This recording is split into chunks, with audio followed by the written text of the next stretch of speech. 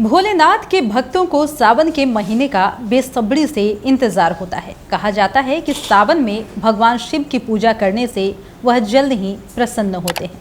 शिव पुराण में शिवलिंग पर जल चढ़ाने से जुड़ी कुछ बातों के बारे में बताया गया है। चलिए जानते हैं।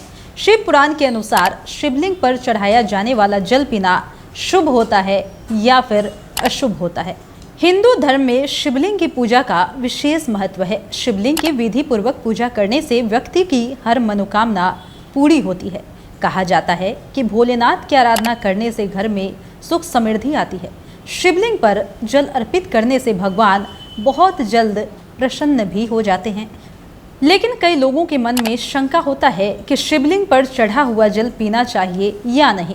तो चलिए इस बारे में विस्तार से जानते हैं। शिव पुराण के 22 अध्याय के 18 श्लोक में बताया गया है कि शिवलिंग पर चढ़ा हुआ जल पीना बहुत ही शुभ होता है।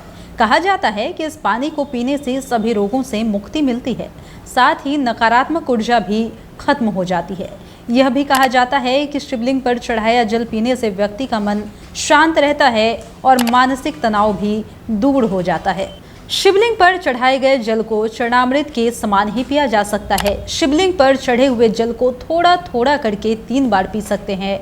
ऐसा करने से कई प्रकार के रोगों से मुक्ति मिलती है, साथ ही नकारात्मकता भी दूर चली जाती है। इस बात का ख्याल रखना जरूरी है कि आप शिवलिंग पर चढ़ाया हुआ जल जब पिए तो वह किसी के पैरों पर ना गिरे। इस बात का भी ध्यान रखना जरूरी है कि शिवलिंग पर चढ़ाया जल पीते समय शिवलिंग को स्पर्श ना करें, वरना शिवलिंग पर चढ़ाए गए जल को पीने का शुभ फल प्राप्त नहीं होता है। यानी कि एक बार ये फिर से हम आपको बता रहे हैं और ये जानना बेहद जरूरी है कि हिंदू धर्म में शिवलिंग की पूजा का क्या महत्व होता है और इस पर चढ़ाए गए जल को पीने से क्या फायदा होता है।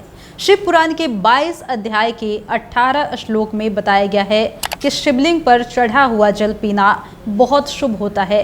कहा जाता है कि इस पानी को पीने से सभी रोगों से मुक्ति मिलती है, साथ ही नकारात्मक ऊर्जा भी खत्म होती चली जाती है। यह भी कहा जाता है कि शिवलिंग पर चढ़ाया जल पीने से व्यक्ति का मन शांत रहता है और मानसिक तनाव भी दूर हो जाता है। शिवलिंग पर चढ़ाए गए जल को चरणामृत के समान ही पिया जा सकता है।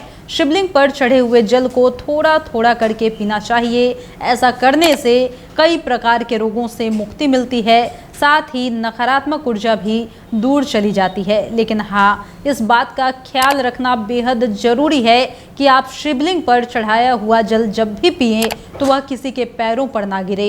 इस बात का भी ध्यान रखना जरूरी है कि शिवलिंग पर चढ़ाया जल पीते समय शिवलिंग को स्पर्श ना करें, नहीं तो शिवलिंग पर चढ़ाए गए जल को पीने का फल प्राप्त नहीं होता है।